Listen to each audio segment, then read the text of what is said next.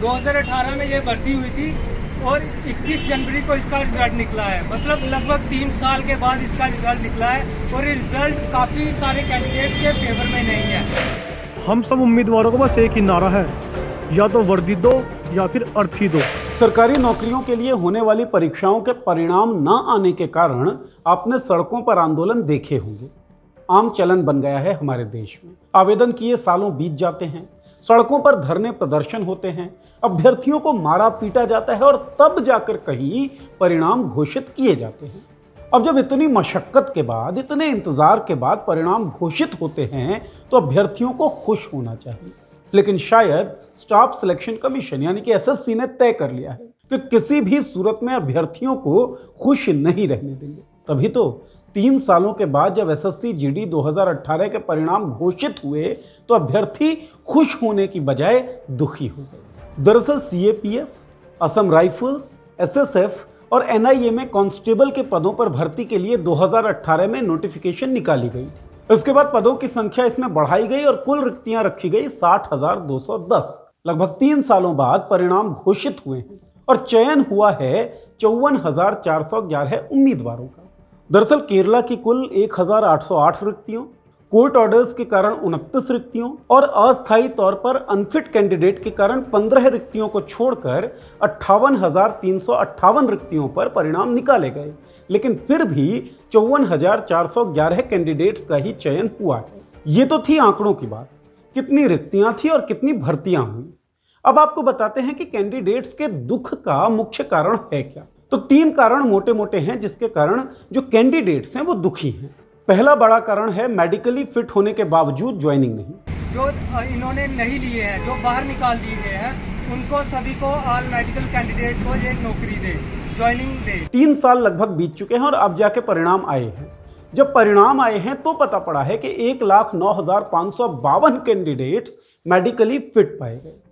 नित्यानंद राय जो कि गृह राज्य मंत्री हैं, उन्होंने सदन में एक बयान दिया था। उस बयान के अनुसार CAPF, Assam rifles, NIA, SSF में 1,11,000 से अधिक पद खाली हैं। पद खाली पड़े हुए हैं। अभ्यर्थी मेडिकली फिट हैं लेकिन सरकार रिक्तियों को बढ़ा नहीं रही है। अभ्यर्थियों की मांग यही है कि जब 3 साल बीत चुके हैं और पद खाली पड़े हुए हैं तो आखिर रिक्तियों को क्यों नहीं बढ़ाया जा रहा, क्यों नहीं तमाम मेडिकली फिट कैंडिडेट्स को ज्वाइनिंग दी जा रही। कैंडिडेट्स के दुख का दूसरा बड़ा कारण है वेटिंग लिस्ट का प्रावधान ना होना।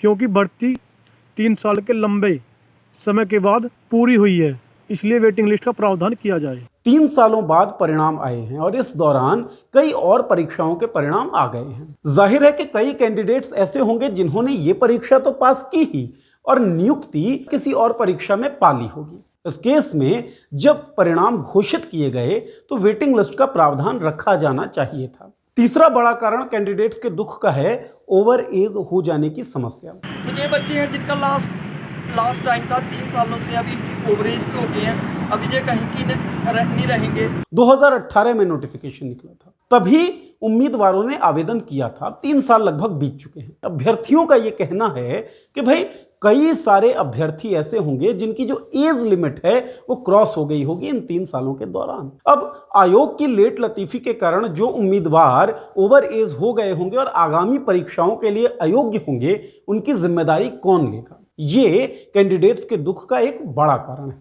बता दें कि 11 फरवरी 2019 से लेकर 11 मार्च 2019 तक लगभग 30.5 लाख लोगों ने कंप्यूटर आधारित परीक्षा दी एसएससी जीडी 2018 में निकले हुए नोटिफिकेशन के तहत। 1,09,000 से अधिक जो उम्मीदवार हैं वो मेडिकली फिट पाए गए। उन्होंने तमाम जो स्टेजेस है वो क्लियर की और अब जब 3 सालों बाद परिणाम आए हैं तो मामूली अंतर से कई उम्मीदवार नियुक्ति पाने में चूक गए।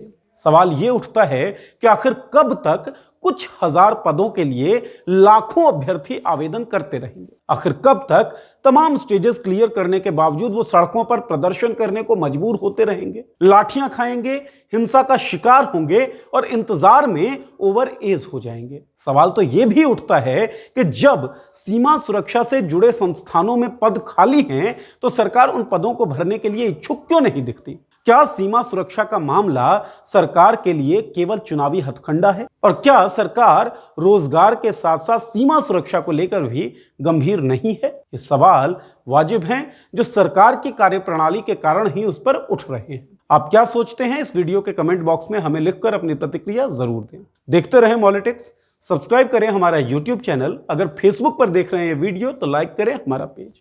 शुक्रिया।